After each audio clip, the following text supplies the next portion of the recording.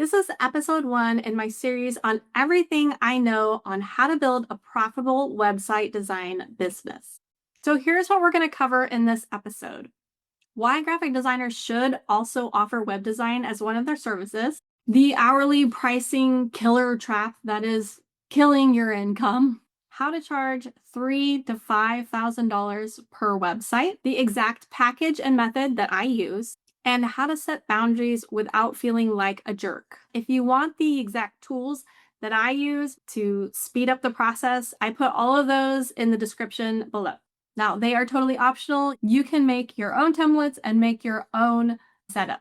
So, what was the turning point in my situation as a graphic designer and transitioning into Squarespace web design? As a graphic designer, I wasn't marketing any particular thing. I was not a web designer. I was not a logo designer. I was a graphic designer, which means I did everything. So sometimes people would contact me for a business card, or they'd contact me for a brochure or a book cover design or a pamphlet. All of these things were great, but in the end, I was not known for one particular thing, which meant I didn't have very much consistent income. I couldn't predict my income, and I just let clients come to me on a whim. What did I have to show for it? I literally only made about $10,000 per year doing that. The hourly pricing trap you don't want to be in. The very first time I charged a flat rate and not an hourly rate was for a branding project for a pretty large company, and they had used graphic designers previously. And when I told them that this was a flat rate and it included this set amount of items, and that was the price, and they didn't have to worry about how many hours that I was taking, they actually were super relieved, because in previous graphic designers, they almost had to manage their time because time is money, correct? And they didn't know how long something was going to take, which means they didn't know how much money it was going to cost them. Whereas if they know ahead of time what the cost is, no matter what, then they can relax and just let me do my job, and they can relax on not worrying about how long or how many hours it takes me. And if they need to approve me for more hours, they don't have to worry about them. And if you think about hourly pricing, punishes the good designer. The more experience you have in design, the faster you get. And so you're actually being punished for being efficient and fast if you're only charging by the hour. So, how do you set pricing? So, for web design, you have a few options. You can have multiple pricing tiers based on the size of the website and the complexity of the website. I used to have a small, medium, and large offering where at least the very smallest package would be the bare minimum you would want to make on a project. The medium size would be about the most common one that you would get. And then occasionally you would get the bigger projects that want more functionality, more pages that take a little bit more time. What I found was I tended to get most everybody that wanted the middle tier, anyways. So I really stopped offering the smaller package and really just left my middle and top tier package. It just seemed to fit all of my clients across the board, which are tend to be small growing businesses that want just like a 6-page website. So a pretty standard website, which has home, about, services, contact, and then either a blog or a case studies or portfolio. So across the board, make that the pricing that you want to make if you only had one client a month. So my middle package is called the 5-day website build. This allows them 6 pages, up to 6 pages. We do 2 rounds of revisions. They get Tuesdays and Thursdays to make the revisions. I cover basic SEO, that's just metadata and alt tags. It includes mobile setup, domain connection, and then a training video. And for me, I know that I can accomplish all of that in 5 days. Now, if it takes you a little bit longer because you're brand new, you have not done this before, do it in 2 weeks. You don't have to do it in 5 days, especially if you're just starting. Give yourself enough time where you feel like I need more time till you get into the hang of it and you get used to it.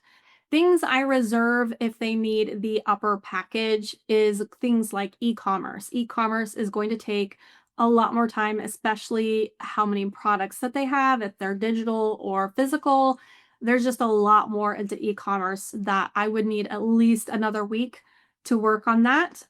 Also, in addition, would be if they needed a lead magnet, if they needed a lead magnet design. So if they don't have one, they need it inputted, and whether or not they're going to be using a third party email system like Flowdesk, or if they're going to be using Squarespace's email system, if there's any automations like a welcome email that triggers to give them the lead magnet. So that I do not include in the 5 day website. I use that on my higher end one, the more custom one. I can also add in more pages. So if they need more than 6 pages, this would be that next level up to that next package. Once you have your packages and your pricing, the next biggest controversy between designers is, should I put my pricing on my website where they can see it, or should I hide it and instead get them on a phone call so that then I can reveal the pricing and sticker shock them when they're on the call?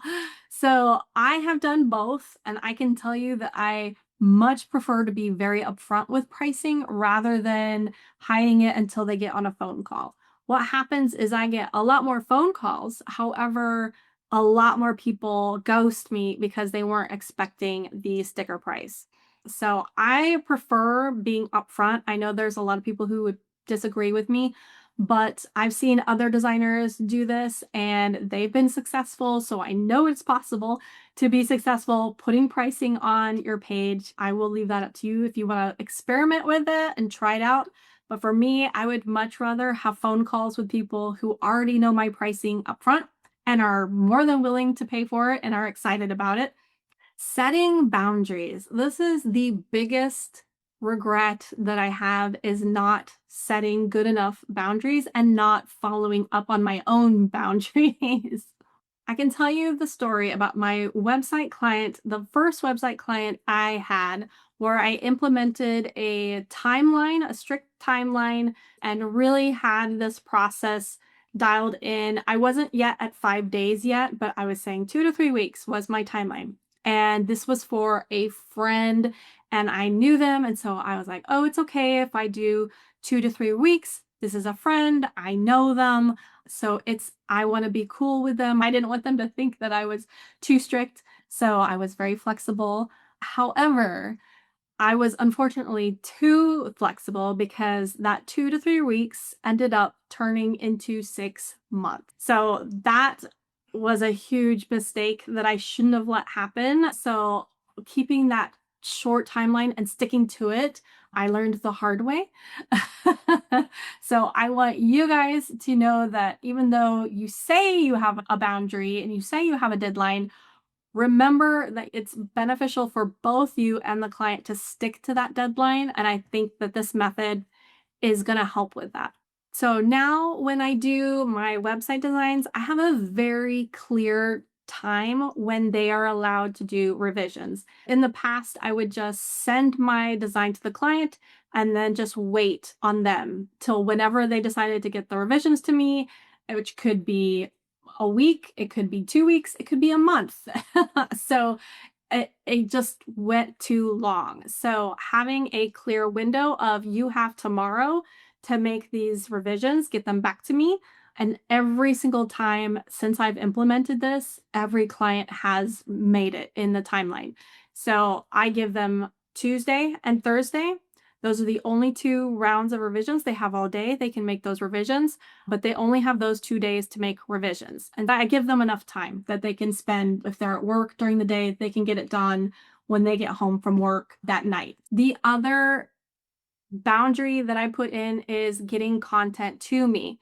So I repeat over and over in all of my communications that all of your content is due 7 days prior to your design week.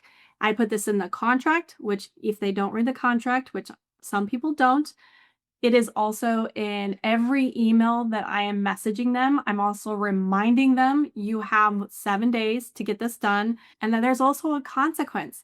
Now, I have not had to do this consequence yet because most everybody always get it to me by the deadline, but I do have a consequence. If they do not get the content to me by the deadline, I say that we will have to reschedule your design week, and that has a fee of $500 attached to it.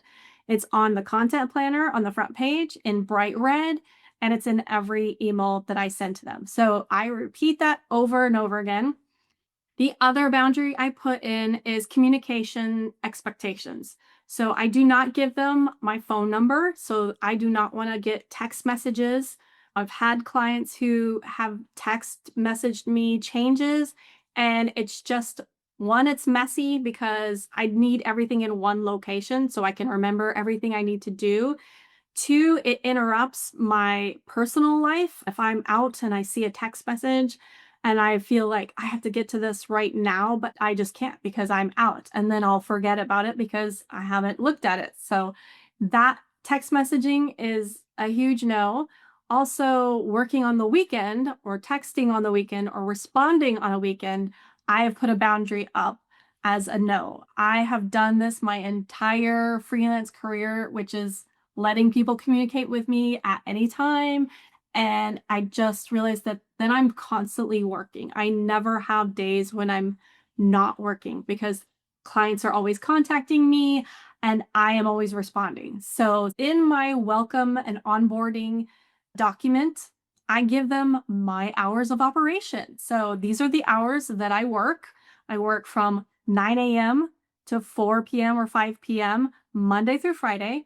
I do not work on the weekends. I do not answer emails on the weekends. And if we ever need to hop on a call, I always send them my scheduler. So I use HoneyBook as my scheduler. I love that it has a scheduler built into it.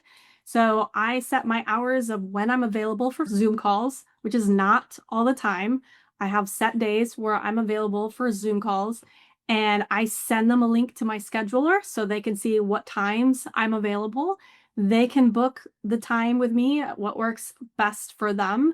And then when I'm on the call, everything is automatically transcribed for me. So I don't have to worry about taking notes while I'm on the call. The HoneyBook AI transcriber will transcribe the entire conversation for me.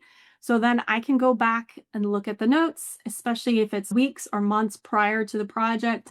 I can go back and look at everything and know what this project was about, what they were wanting, their expectations. So I can get all of that together. And Zoom will do this as well. Zoom has an AI assistant now that will transcribe your conversations. So I definitely recommend having that. The last set of boundaries is project scope. So being extremely detailed with what the project scope is vital. It's got to be in the contract. Everything is detailed in the project, and it's not just, I'll give you one website design. No, we're getting very specific. You get up to 6 pages designed. You get 2 rounds of revisions. You get a discovery call.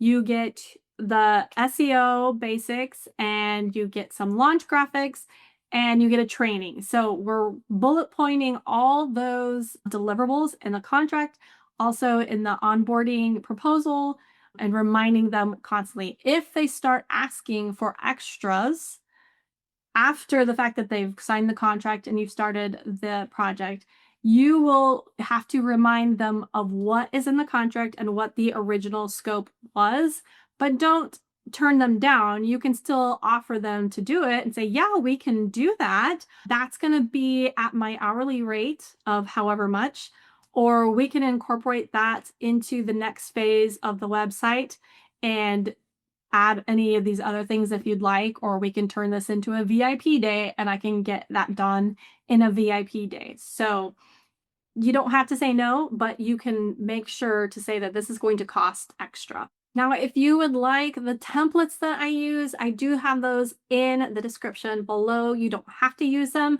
Like I said, you can start making this yourself for free. But if you'd like my systems, I've got the 5-day web design toolkit below. I also have the Squarespace creative sections that I use over and over again and mix match so that I can create really beautiful websites quickly. Let me know if you have any questions below, and thanks a lot. See you in the next video. Bye.